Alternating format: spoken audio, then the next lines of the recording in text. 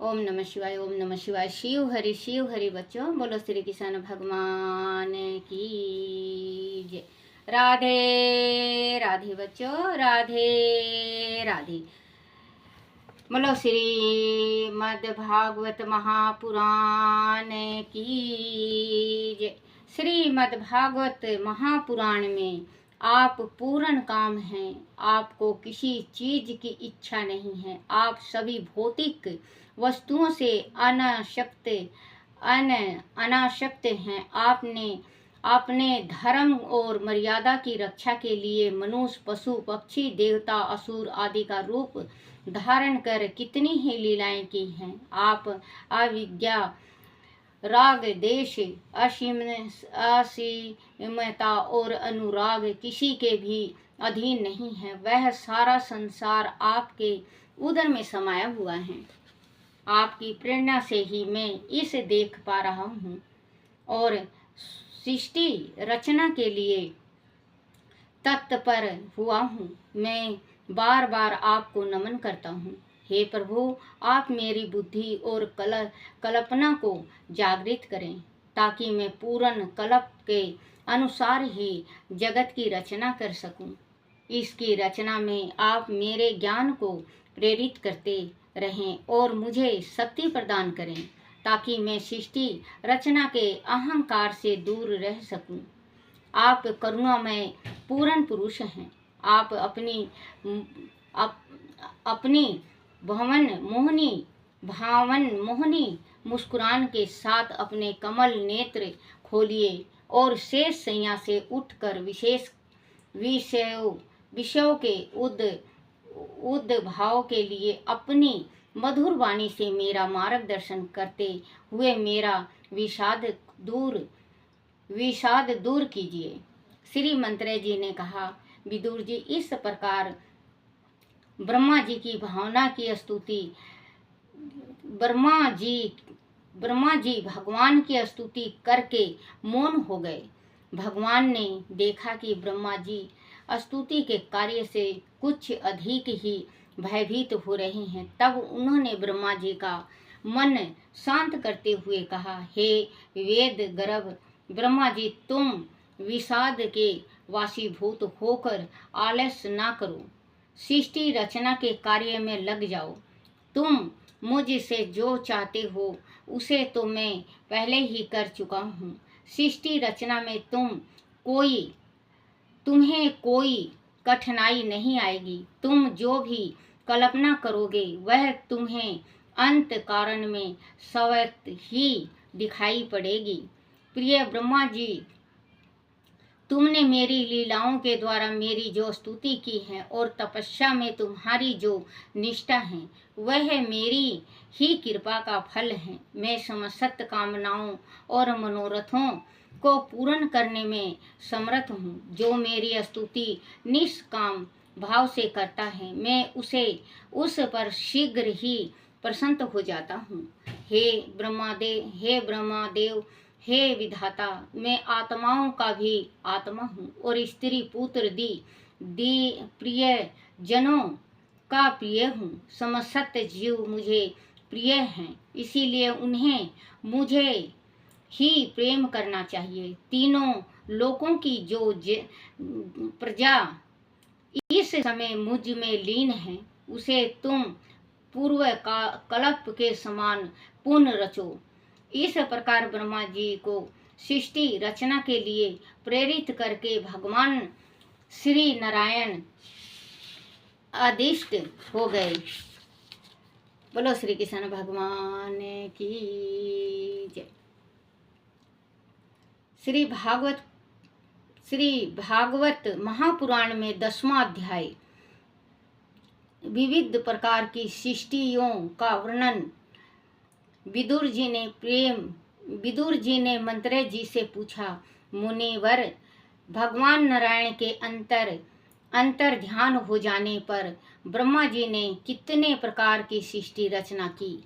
श्री मंत्रे जी ने कहा, विदुर जी, अजन्मे भगवान श्री नारायण के कथा अनुसार ब्रह्मा जी ने कमल कोश से ही सृष्टि रचना आरंभ की।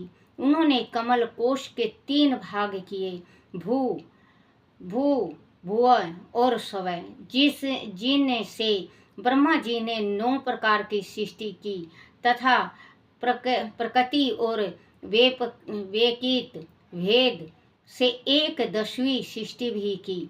इस प्रकार कुल 10 प्रकार की सृष्टि उन्होंने की। पहली सृष्टि महातत्व की है। भगवान की प्रेरणा से सत्यवादी गुणों में विषमता का कोना ही इसका स्वरूप है। दूसरी सृष्टि अहंकार की है, जिससे पृथ्वी आदि 5 भूतों एवं ज्ञान इंद्रियों और कर्म दियों की उत्पत्ति होती है। तीसरी सृष्टि भूत सर्ग है, जिसमें 5 भूतों को उत्पन्न करने वाली तन मंत्राएं रहती हैं। चौथी सृष्टि इंद्रियों की है, जो ज्ञान और क्रिया शक्ति से संपन्न होती हैं।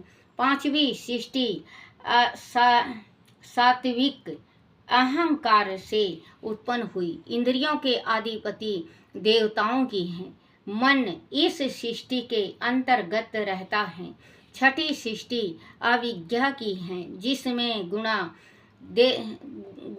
देश क्रोध नरकीय जीवन अंधकार मोह आसक्ति पाप कर्म आदि का समावेश होता है। इसमें मनुष्य का जीवन अज्ञान के अंधकार में गिरकर नरकीय कष्टों को भोगता है। यह उपयुक्त 6 सृष्टियां प्रकृति सृष्टियां हैं।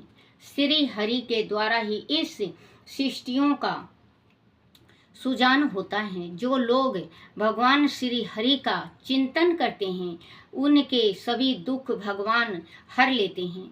इन 6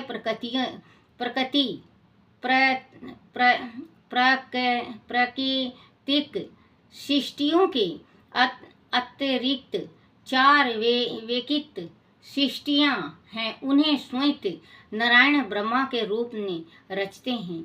सात्विक सृष्टि 6 प्रकार के वृक्ष की है। वह सथावर वृक्ष, वनस्पति, औषधि, लता, तव, कैसार, विरुद्ध और धूर्म श्रेणी के हैं। वह वनस्पति वृक्ष में गूलर, बड़ा और पीपल आदि आते हैं। वह वृक्ष बिना बोर आए फलते हैं। औषधि वृक्ष फलों के पक जाने पर नष्ट हो जाते हैं, जैसे धान, गेहूं, चना आदि। लता किसी का आश्रय लेकर बढ़ती हैं, जैसे ब्राही, गीलोया आदि। ततकसार वह वृक्ष होते हैं जिनकी छत बहुत कठोर होती है, जैसे बांस आदि। विरुद्ध वह लता है जो पृथ्वी पर ही फैलती है, जैसे खरबूजा, तरबूजा, सीताफल आदि। दुर्मा में पहले बोर का फूल आता है, फिर फूल के स्थान पर फल लगता है, जैसे आम, जामुन आदि। इनका संचार नीचे जड़ से ऊपर की ओर होता है। इनमें ज्ञान शक्ति नहीं होती। यह मात्र स्पर्श का अनुभव करते हैं। 8वीं शक्ति पशु पक्षियों की है। वह 28 प्रकार की मानी जाती है। उन्हें काल का ज्ञान नहीं होता। बच्चों, जो पशु पक्षी हैं, उनको काल का ज्ञान नहीं होता कि किस टाइम काल आएगा, किस टाइम नहीं आएगा, ये हमारे वास्ते सही है या नहीं है, क्योंकि उसको सिर्फ वो खाना और सोना, खाने पीने जुटाने में समय बिता देता है। तो इंसान को ऐसा नहीं बनना चाहिए। इंसान को खाने पीने के साथ सोच समझ जो भगवान ने दे रखी है, कि परमात्मा ने 2 दिन की जिंदगी जो हमारी दे रखी है, इसमें हम कुछ भक्ति करें। भक्ति बिना संसार में कुछ भी नहीं है। जिसके घर में कहते हैं ना, घर में मलेश छा गया है, उस घर में कभी मलेश नहीं छाता। उस घर में कभी उपद्रव नहीं होता। जिस घर में शिव हरि का भजन होता है उस घर का जो काल आता भी है तो टल जाता है। तो बच्चों, भक्ति में वो शक्ति है जो संसार में किसी चीज में शक्ति नहीं है। काल का ज्ञान नहीं होता, इनमें तमोगुण की अधिकता होती है, इसीलिए वह मात्र खाना पीना मैथुन करना और सोना ही जानते हैं। सूंघने से उन्हें उन वस्तुओं का और खतरे का ज्ञान हो जाता है। विचार शक्ति और दूरदर्शित से यह शून्य होते हैं। इनमें गो, बकरा, भैंसा, मिर्गा, सुअर, भेड़, ऊंट, गधा, घोड़ा, खच्चर, कुत्ता, बाघ, भेड़िया, बंदर, खरगोश, हाथी, जिराफ, कछुआ, मोह, मगर आदि पशु आते हैं। इसके अलावा बगुला, हंस, गिद्ध, बटेर, कबूतर, चील, मोर, सारस, चकवा, कौवा, नीलकंठ, उल्लू, चमगादड़ आदि उड़ने वाले पक्षी भी इसी सृष्टि के अंग हैं। नवी सृष्टि मनुष्यों की है। नवी सृष्टि मनुष्यों की है। ध्यान से सुनना बच्चों, नवी सृष्टि मनुष्यों की है। इनमें रंग भेद तो होता है पर मनुष्य एक ही है, जिसमें स्त्री और पुरुष दो की संख्याएं हैं। इसका आहार प्रवाहार ऊपर मुंह से नीचे की ओर होता है। मनुष्य राजोगुण प्रधान, कर्म परायण और दुख सुख का अनुभव करने वाला होता है। 10वीं सृष्टि देव सर्ग की है। इसे देव सृष्टि भी कहते हैं। इसमें देवता, पितर, असुर, गंधर्व, अप्सराएं। देखो बच्चों, आप कहते हो ना कि पितर हमारे घर में नहीं होता। कोई कोई कहता है ना कि पितर नहीं होता, पितर गया जी कर लिए हैं, अब हम पितर को नहीं जिमाएंगे, पितर को नहीं मानेंगे। लेकिन ब्रह्मा जी का एक पितर दिया हुआ है। हर एक घर में एक पितर होता है। अगर जो पितर नहीं मनाता तो वो एक पितर जरूर मनाना चाहिए। क्योंकि देखो बच्चों, ये जो पितर का होता है, पितर का हमें करना चाहिए। पितर आस लगा के, जैसे हम मानते हैं, हम भगवान से प्रार्थना करते हैं, आस करते हैं, भगवान पूर्ण करते हैं, तो वो भी आस लगा के आते हैं अपने बच्चों के पास। तो उनके अगर बच्चे उनको जिमाते हैं, संतुष्ट करते हैं, तो वो आशीर्वाद देके जाते हैं। उनके घर में संतान की कमी नहीं होती। जैसे कहते हैं वंश की, उनके घर में वंश की कमी नहीं आती। आजकल देखे हो ना बच्चों, किसी किसी के यहाँ बिल्कुल ही वंश बंद हो गया है, तो वो पितर को नहीं मानते। इस वजह से उनके पितर प्रकोप हो जाते हैं, पितर रुष्ट हो जाते हैं, पितर दोष लग जाता है। तो पितरों को जरूर मनाना चाहिए। 15 दिन क्यों दिया है भगवान ने? एक बात आप खुद सोचो, कभी भी सोचो आप बैठ के। जब परमात्मा 15 दिन का करते हैं, परमात्मा ने दे रखा, तो हम 15 दिन को क्यों छोड़ते हैं? ज़्यादा नहीं, अगर आप जिमा नहीं सीख सकते, आपका गुंजाइश नहीं है, तो आप 2 रोटी गुड़ के साथ थोड़ा सा घी डाल के जरूर गौ को खिलाया करो। उससे भी पितर तृप्त होते हैं और आपको आशीर्वाद दे के जाते हैं। देखो बच्चों, मुझे शायद देखो 3-4 साल हो गया है, मुझे लगे। पहले मैंने शिव शक्ति सागर बनाया था। आप लोगों ने पढ़ा सुना भी होगा, शिव शक्ति सागर। सबसे पहले वो मेरा किसी ने वो कर दिया, या मुझे चलाना नहीं आता बच्चों।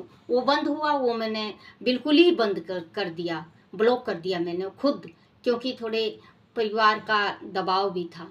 मैंने सबसे पहले अपने परिवार से कह के, देखो बच्चों, झूठ तो झूठ होता है, सच सच होता है। मैंने अपने परिवार से कह के, उसमें मैंने 100 लाइक होता है ना बच्चों, नहीं, वो सकपकलाइज वो होता होगा बच्चों, सकलाइज होता है, वो करवाया था। फिर इसके बाद बढ़ा, बहुत बढ़ा, लेकिन फिर परिवार का दबाव बढ़ गया कि ये करेगी, वो करेगी, तो स्नान पाठ करेगी, तो मैंने बंद कर दिया। फिर दोबारा मैंने करा माँ भवानी। माँ भवानी अभी भी है, आप देख लेना माँ भवानी। माँ भवानी में ये हुआ बच्चों कि मैं डालती हूँ ना तो जाता नहीं है वो, मतलब शोर नहीं होता, जैसे पब्लिक नहीं हो रही है। उसमें उसमें भी बहुत प्यार दिया है आप लोगों ने, बहुत ज़्यादा प्यार दिया है उसमें।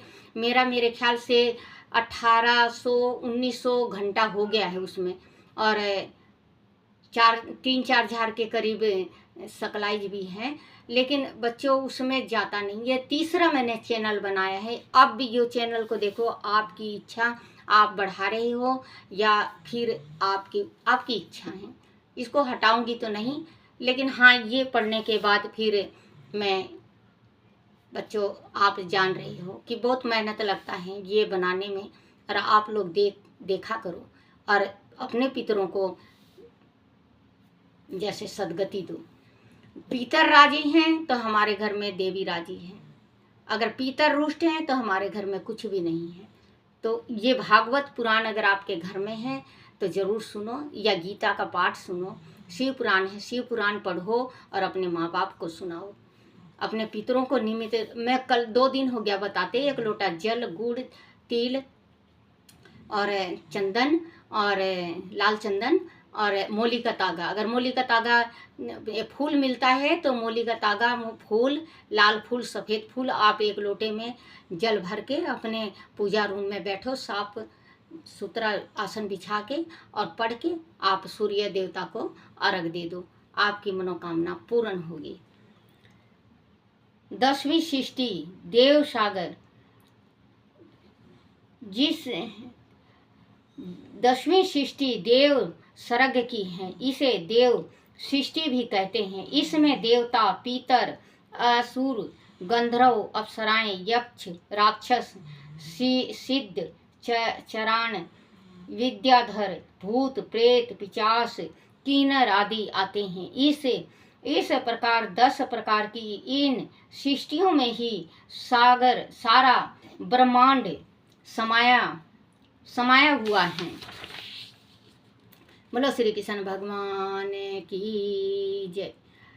11वां भागवत पुराण में 11वां अध्याय मानवतार्दी तथा काल विभाजन आदि का वर्णन। बोलो श्री कृष्ण भगवान की जय। श्री मंत्र जी ने विदुर जी से कहा, विदुर जी, ब्रह्मंडल का सूक्ष्मतम अंश परमाणु है। परमात्मा इस परमाणु से भी सूक्ष्म और ब्रह्मंडल से भी विशाल है। उस सूक्ष्मतम परमाणु में अनंत शक्तियां विद्यमान हैं। उनके विघटन से प्रलय का दृश्य उत्पन्न हो जाता है। वह असीम शक्ति परमात्मा की ही शक्ति है। इससे भगवान के काल स्वरूप की सूक्ष्मता और सुथलता का अनुमान लगाया जा सकता है। तो 2 परमाणुओं के मिलने से एक अणु बनता है, और 3 अणुओं के मिलने से एक त्रैस रेणु बनता है। इसे सूर्य की उन किरणों में देखा जा सकता है जो खिड़की के झरोखे के प्रकाश के रूप में कमरे में गिरती हैं। ऐसे 3 त्रैस रेणुओं को पार करने में सूर्य की किरणों को जितना समय लगता है, उसे त्रुटि करते हैं। इससे 100 गुना काल वेधक कहलाता है। बच्चों, जैसे कि इसको सूर्य, कभी भी आप देखना, सूर्य का प्रकाश जो हमारी खिड़की से या कोई झरोका से सूर्य का प्रकाश आता है, उसमें अगर आप देखते हो, ध्यान से देखना बच्चों, नहीं देखा होगा तो, और किसी ने देख भी रखा है, हमने तो बहुत बार देख रखा है। हम छोटे थे ना, तो जैसे हमारा मैं छत्तीसगढ़ की हूँ, तो हमारे यहाँ खपरा का मकान होता था, कच्चा मकान मिट्टी का बना हुआ। तो उसमें से कोई झरोखा रह जाता तो उसमें से दिखता इतनी छोटी छोटी किने, जो मतलब अगर थोड़ा सा भी कपड़ा झड़का दो तो उसमें ऐसे लाल पीले हरे नीले ऐसे सूर्य के पास चलते हुए दिखेंगे। आप देखना, अब भी दिखेगा, लेकिन अब के बच्चे तो सिर्फ मोबाइल में हो गए हैं, ध्यान नहीं देते। हम छोटे छोटे थे ना, तो हम खेला करते, तो हम कहा करते देखो वो क्या कहते हैं जो आंखों में लगाने, दूरबीन, दूरबीन दिखाऊं, देखो दूरबीन, देखो दूरबीन, ऐसे कहते थे हम। बहुत अच्छा लगता था हमें वो देखना। तो आप भी देखा करो, क्योंकि वो देखने से हमारे मन को शांति मिलती है। और हमें ये पता है, हमें ये मालूम होना चाहिए कि जैसे ये किरण उसके झरोके से दिख रहा है, वैसे ही जो हम जाते हैं तो उतने बड़े जाते हैं, सिर्फ टिमटिमाती हुई छोटी छोटी किरणें। और भगवान के पास जैसे अभी दिखता है, इसमें सूर्य के प्रकाश से भगवान के पास इतने ही रोज, इतने ही आत्मा जो हम धरती से मृत्यु लोक से भगवान के पास जाते हैं, तो इतना ही भगवान के पास जाते हैं। भगवान के पास रोज डेली का काम है, कईयन लाखों खरबों आत्माएं जाती हैं। भगवान को देखो, परमात्मा अकेला है। परमात्मा को तो देखो, वो अपना अगर कार्य बंद कर दे तो क्या होगा। अपना कार्य चालू रखना चाहिए, कभी बंद नहीं करना चाहिए। शरीर जब तक चलता है, जब तक चलाओ।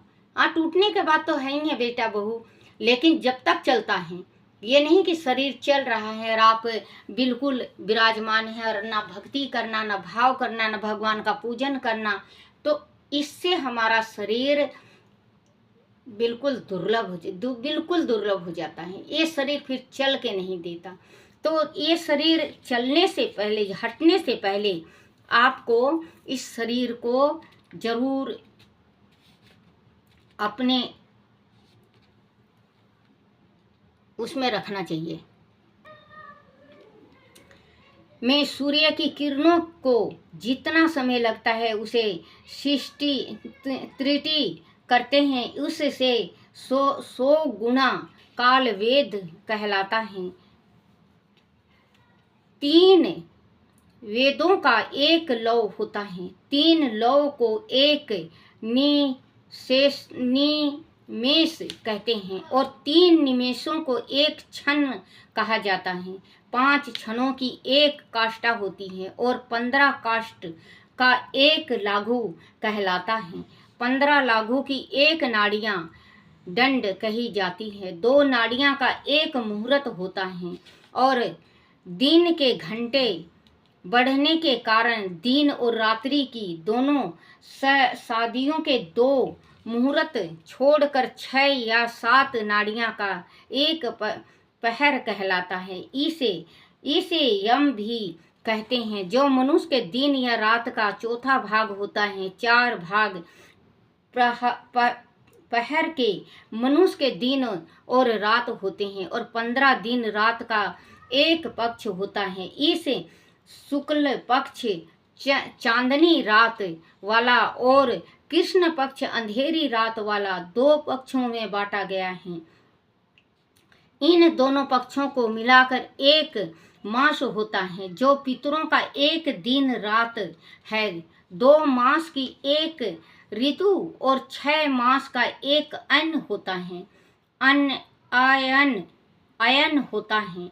अयन एक बरस में 2 दक्षिणाएं और उत्तरायण होते हैं। ये दोनों अन्य मिलाकर देवताओं का एक दिन रात होते हैं। मनुष्य लोक में एक बरस 12 मास का होता है। ऐसे 100 बरस की मनुष्य की परम आयु मानी जाती है।